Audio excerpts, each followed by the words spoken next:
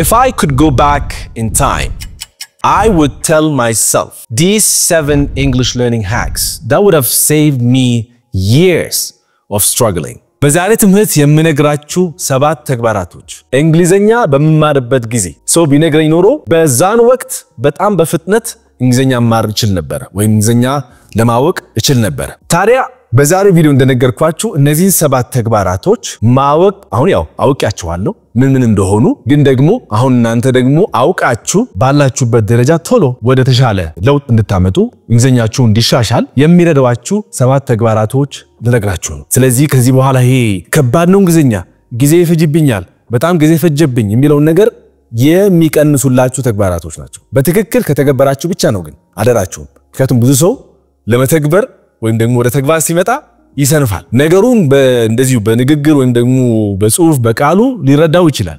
እስኪ ወደ ተግባር ወሰደው ሲባል ግን ትንሽ የስንፍና ጉዳይ ስላለ የዛሬ 7 ተግባራቶች ከዚህ በፊት ቀደም ባቃቸው ማስባቸው በመማርበት ጊዜ ማለት ያልኳችሁ ቢኖሩ የበለጠ ደግሞ በወቅቱ ፍጥነት ይኖር ነበር ወይም ደግሞ እንግሊዘኛ በፍጥነት ልማረው ይችል ነበር። anyway ዝግጁ ናችሁ? ወደ ትምህርቱ እንሂድ። Hello beautiful people, my name is Nabi and you gotta speak to reach.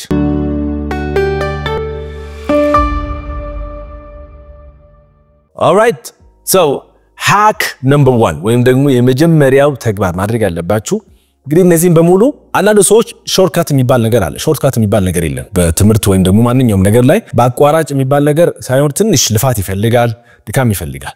ግን እነዚህን ያቀሉላችኋል። ከየት የሚለውን ነገር ግራ እንዳይገባችሁ የትኛው ከየትኛው በምን እንጀምር እንዴት እንጀምር የሚለው ነገር እሱን ያቀሉላችኋል። 7ቱን በደንብ አዳምጡ። የመጀመሪያው hack learn in chunks not single words። ከዚህ በፊትም ብየዋለሁ ግን ያው ምናልባት ያልሰማችሁ እንደሆነ በዚሁ እንድትሰሙ። chunks ማለት በአንድ አረፍተ ነገር ውስጥ ወይም ደግሞ በሐረግ ውስጥ ቃሉን የምትፈልጉትን ቃል መክተት ማለት ነው። ቃሉን ብቻ ተነጥሎ ማወቅ አይጠቅምም። ቃሉን ማወቁ ትርጉሙን ምን አይነት ትርጉም እንዳለው ሲለዋወጥ ምን አይነት መልክ ሊኖረው ይችላል እሱ ሁሉ ካወቃችሁ በኋላ ደግሞ ወደ ተግባር ስትመጡ ነው ዋናው ሐሳብ አይደለ? ስለዚህ ስፒኪንግ ላይ ወይም ደግሞ ወደ ህይወታችሁ ለማውራት ስትፈልጉ ያን ቃል በአንድ አረፍተ ነገር ውስጥ ከታችሁ ወይም ደግሞ 2 አረፍተ ነገሮች 3 አረፍተ ነገሮች በሐረግ ውስጥ ከታችሁ ያን ቃል ምን ይመስላል የሚለው ነገር በደንብ እንድትረዱት ወይም ደግሞ በአግባቡ እንድትጠቀሙበት ይረዳችኋል። ለምሳሌ አንድ ቃል ልንገራችሁ። ቴክ የሚለውን ቃል አለ። ቴክ መውሰድ ነው። ቴክ መውሰድ ከሆነ እሺ ተረተነዋል መውሰድ እንደሆነ። ግን ብቻውን ዝም ብሎ ከማወቅ ይልቅ ቴክ a break ሲባል እረፍት መውሰድ አይደለ? ቴክ your time የፈለከውን ጊዜ ፍጅ ወይም ደግሞ ውሰድ ማለት ነው። ቴክ responsibility ኃላፊነትን መውሰድ።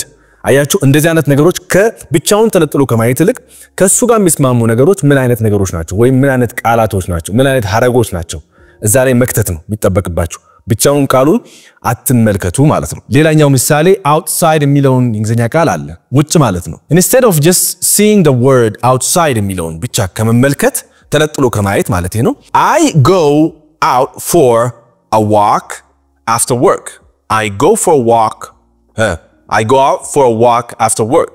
I go out for a walk after work. ስለዚህ አንድ ላይ አያችሁ out የሚለውን ነገር እዚህ በአረፍተ ነገር ውስጥ ስንከተው ምን ሆነ ማለት ነው? በተለምዶ የምንጠቀመው አረፍተ ነገር ነው። አይጠፋም አይረሳም። out ብቻ ወይም outside ብቻ ይዛችሁ ግን ስትቀመጡ ምኑን ተጠቀማችሁ? ብቻውን ቃሉን አንድ አረፍተ ነገር ሙሉ አረፍተ ነገር አይሆንም። ስለዚህ የግድ ከአረፍተ ነገር ውስጥ ከታችሁ አሊያም ደግሞ በሐረግ ውስጥ ከታችሁ መጠቀም ይጠበቅባችኋል። ስለዚህ chunk የሚለውን ወይም ደግሞ ብዛት በአንድ አረፍተ ነገር ውስጥ ሐረግ ውስጥ አንዱን ቃል መክተት ይጠበቅባችኋል። ይሄ መጀመሪያው hack ነው። ሁለተኛው hack copy don't create. copy don't create። ለጊዜው አሁን እዚህ ጋር ምንድነው ኮፒ ማድረግ አለባችሁ። ኮፒ ማለት ምንድነው? ኮፒ ማለት ነው አይደለ? ኮፒ በስትይሩ ኮፒ ታደርጋላችሁ ሰነድ አይደለ? ልክ እንደዛው ነው። የሰማችሁት ነገር ኮፒ አድርጉ። ዝም ብላችሁ አሁን መፍጠር የሚለው ነገር ተውትና በደንብ አዳምጣችሁ ምንድነው ድጋሚ ማለት እኮ ኮፒ ማለት። ብዙ ጊዜ ትምህርት ቤት ላይ ምን ይባላል መሰላችሁ? አንድ አረፍተ ነገር ፍጠሩ ይባላል አይደለ? የሆነ ነገር የተሰጣችሁና አረፍተ ነገር ፍጠሩ። ግን አንዳንድ ጊዜ አሁን ለምሳሌ ዝም ብላችሁ እንደዚህ አስቡት። አሁን ምግብ ስታበስሉ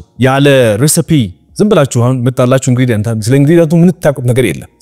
ስለቀረበላችሁ ነገር ምንም ታውቁት ነገር የለም። ዝም ብላችሁ አብስሉ ወይም ደግሞ የሆነ ነገር ፍጠሩ ብትባሉ ምን ልትፈጥሩ ትችላላችሁ? ሬሲፒ ግን ካለ ሬሲፒው አለ አይደል? ሬሲፒ ማለት የምግብ አቀማሙ የመጠኑ ምናምኑ እሱ ካለላችሁ ቀላል ነው የሚሆንላችሁ። ስለዚህ ኦሬዲ ሬሲፒው ካለ ሰዎች የተናገሩ ለምሳሌ ከቲቪ ሾውስ አሉ ከዩቲዩብ ቪዲዮስ አሉ conversations አሉ አሁን በተለይ በሶሻል ሚዲያው በሌላም ፕላትፎርሞች ለምታገኙዋቸው ማለት ነው ሌላ ከመፍጠር ይልቅ እዛው ከማዳመጥ የተነሳ ከዛው ተነሳችሁ ሪፒት ማድረግ እኮ ነው ኮፒ ማድረግ ነው ምንም ሻዶዊንግ ማለት ነው በሌላ መልኩ የሚባለው ሻዶ ማድረግ ነው በጣም ቀላል ቴክኒክ ነው ያዳመጣችሁት ነገር ምንም ሳትለዋውጡ ምንም እንትን ሳትሉ ደግማችሁ ማለት ደግማችሁ በሉና ከዛ በኋላ ትርጉሙ ይመጣል መጀመሪያ ደግማችሁ ማለት ከዛን አፋችሁ ይለማመደውና አይምሯችሁን ያዘውና በምን ሁኔታ ውስጥ ተባለ ያ ነገር ከተረዳ በኋላ ከዛ በኋላ ምንድነው ወደ ትርጉሙ ይሄድ ይችላልላችሁ መጀመሪያ ግን ኮፒ ማድረግ ይተበቁባችኋል ማለት ነው ለምሳሌ ይሄን ሐረግ ስሙት I haven't seen you in ages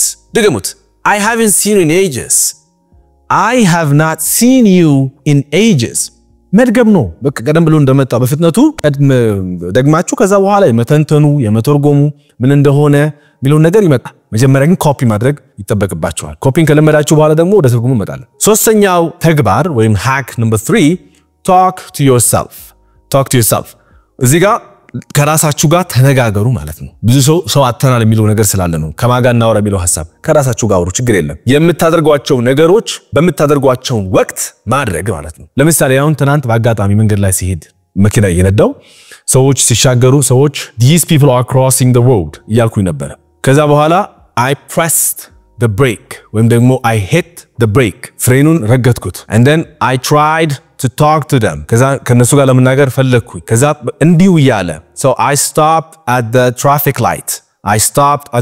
light የማደርጋቸው ነገሮች ለራሴ ስናገር ነበር ታዲያ እንዴ አስተማሪ ያስፈልጋል አስተማሪም ኮ ይማራል አስተማሪም ካልተ ፕራክቲስ ካላደረገው ምክንያቱም እንግሊዘኛ ቋንቋ በአብዛኛው ኢትዮጵያ ውስጥ ያሉት አስተማሪዎች ምንድናቸው የሁለተኛ ወይም ደግሞ ሶስተኛ ቋንቋ ሊሆን ይችላል በኔ አይነቱ ሁለተኛ ቋንቋ ነው ስለዚህ ይሄን ቋንቋ ሁለተኛ ቋንቋ እስከሆነ ድረስ የአፍ መፍቻ ካልሆነ ምንድነው ይረሳል ማለት ነው ስለዚህ የግድ ፕራክቲስ ማድረግ አለብኝ እኔ እናንተም ፕራክቲስ አድርጉ እኔም ፕራክቲስ ማድረግ ከሆነ በምሳሌ አይደለም ማለት ነው በአጠቃላይ ስለዚህ እኔ ማድረጋቸው ነገሮች ነው ምነግራችሁ ያለሁት ስለዚህ መንገድ ላይ ስትሄዱ ቤት ውስጥ ከሆናችሁ የሆነ ነገር የምታደርጉት ነገር እስካለ ድረስ ያን ነገር በእንግሊዘኛ እያደረኩኝ ነው እንደዚህ አድርጌ ነበር እንደዚህ አረጋለው ለራሳችሁ መናገር ማለት ነው ለግዴታ ሌላ ሰው መናገር የለባችሁ ለራሳችሁ መናገር okay I'm trying to switch on the light I'm trying to switch off the light okay I'm trying to lock the door is not locking it's stuck so እንደዚህ ስትሉ ለራሳችሁ ጋር ያወራችሁ ነው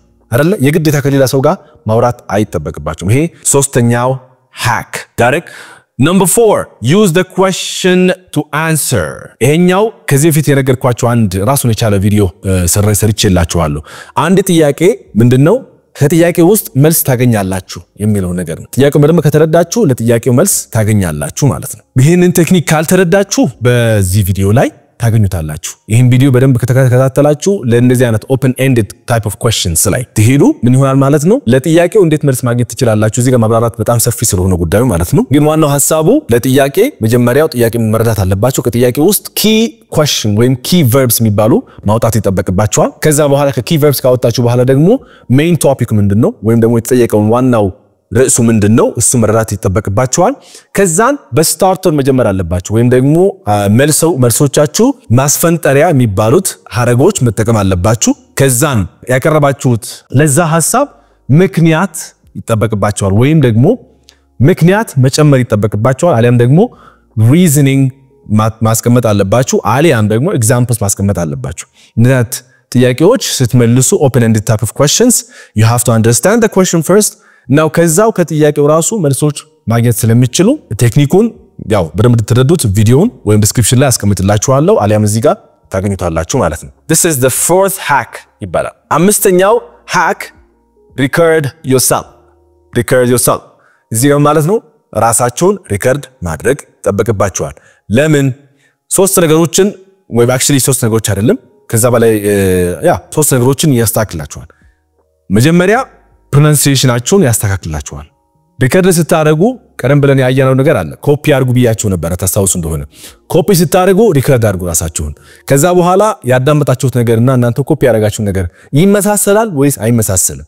ያኔ ራሳችሁ ችግሩን ታያላችሁ ነጥላችሁ ታወጣላችሁ ማለት ነው ሌላ ሰው ማይስፈልጋችሁ ስለዚህ አዳምጣችሁ እዚህ ጋር ትክክል አይደለም እዚህ ጋር ትንሽ ያዛረኩት እዚህ ጋር ትንሽ ወጥራ አረኩት እዚህ ጋር ለቀኩት የሚለው ነገር በደም ታያላችሁ ስለዚህ pronunciationአችሁን ይስተካከላል ሌላኛው grammar ይስተካከላችኋል ሪከርድ በመታረጉበት ወቅት ላይ ሚስ ያረጋችሁት ቃል ካለ ግራመሩን በዛው ታስተካክላላችሁ ማለት ነው ሶስተኛው the sentence rhythm የሚለው ደግሞ አለ ወይም ደግሞ ሪትም የሚባለው እኛ በአማርኛ ሪትም እንለዋለን ግን እንግሊዝኛ rhythm ይባላል so rhythm ማለት የምቱ ማለት ነው የአረፍተ ነገር ራሱ የቻለ ምት አለው intonation አለ ራሱ ስንገልጽ ማለት ነው ድምጻችን ከፍ ዝቅ የምናደርግበት ቦታዎች ስላሉ እዛው ላይ ትለማመዳላችሁ ማለት ነው ይሄ አምስተኛው ሃክ ነው ስድስተኛው ሃክ practice less but every day ብዙ ሰዎችን ብዙ ፕራክቲስ በማድረግ እንትን ያደርጉና ከዛ በኋላ they get bored ወይም ደግሞ ይሰለቻሉ so ይሄንን ከማድረግ ይልቅ በትንሽ ደቂቃዎች በቀን ውስጥ ምናልባት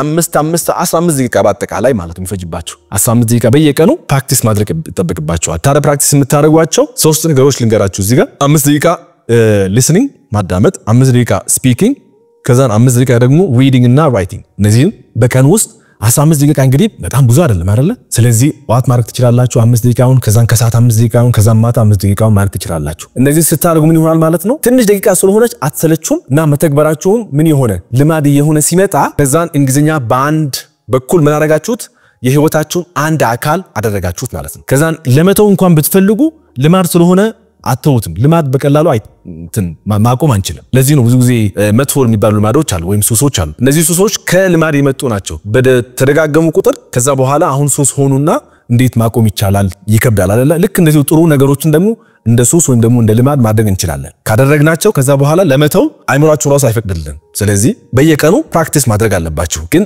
ብዙ አይደለም ተጠብቅባችሁ 15 ደቂቃ በቀን ብታደርጉ እነዚህ አራት ቅርንጫፎች ፕራክቲስ ታደርጋላችሁ ማለት ነው ሰባተኛው ሃክ ደግሞ don't just learn use it ብዙ ሰዎች ይማሩና input ይባላል ከዛን output የለም ወፍ የለም ይገባል አውጣው ሲባል የለም ለምን አስገብቶ አልተጠቀመውም ወይም ደግሞ መረጃ ገባ ከዛ እንዴት አድርጎ ይውጣ አልወጣማ ስለዚህ የተማርናቸው ነገሮች በሙሉ ወደ ተግባር አሁን እዚህ ጋር YouTube ቪዲዮ የምትመለከቱ ከሆነ የኔም ብቻ አይደለም ብዙ አስተማሪዎች አሉ የነሱንም ስትመለከቱ ያንዳንዱ ቪዲዮ ስትመለከቱ የተማራችኋቸው ነገሮች ቀጥታ ወደ ተግባር መውሰድ አለባችሁ አለዛ እፍት ይረሳል ስለዚህ የተማራችሁት ወዲያው ወደ ተግባር መውሰድ ልክ እንደዚህ አሁን በየቀኑ 15 ደቂቃ አለ አይደለ በየቀኑ 15 ደቂቃ ካለ በየቀኑ የምትማራችሁ ነገሮች እዛው 15 ደቂቃ ውስጥ ከተቷቸው በ15 ምን እንማር ካላችሁ ማለት ነው ከግራ ከገባችሁ 5 ደቂቃ ምን አዳምጥ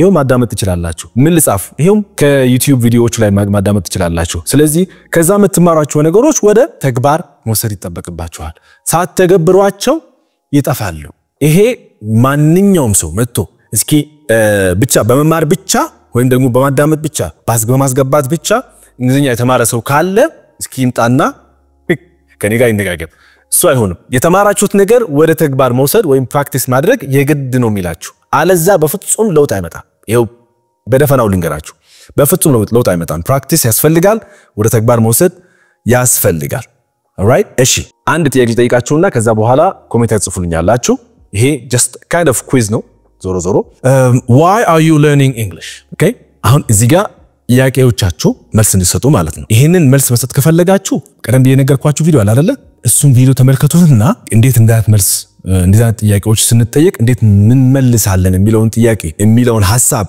መግለጽ ከፈለጋችሁ ይሄን ቪዲዮ ተመልከቱና ይሄን ጥያቄ መመለስ ትችላላችሁ ስለዚህ why are you learning English እንግሊዝኛ ለምንድን ነው የምትማሩት ይሄን መልስ እፈልጋለሁ ግን መልሳችሁ ዝም ብሎ ዝብርቅርቅ ያለ መልስ እንዳይሆን ይሄን ቪዲዮ ተመልከቱና ከዛ በኋላ ለዚሁ ጥያቄ መልስ ስጡ የዛሬ ቪዲዮ በዚህ ተጠናቀቀ ለሚቀጥለው ደግሞ አዲስ ትምህርት ይዤላችሁ እመጣለሁ ግን ቆይ ሰብስክራይብ አድርጋችኋል ካላደረጋችሁ ሰየው ካላደረጋችሁ ግን ሰብስክራይብ ማድረጋችሁ እንዳትረሱ ላይክ ማድረጋችሁ እንዳትረሱ በሚቀጥለው እስክንገናኝ ድረስ በቸርን ቆይ ሰላማችሁ ይብዛልኝ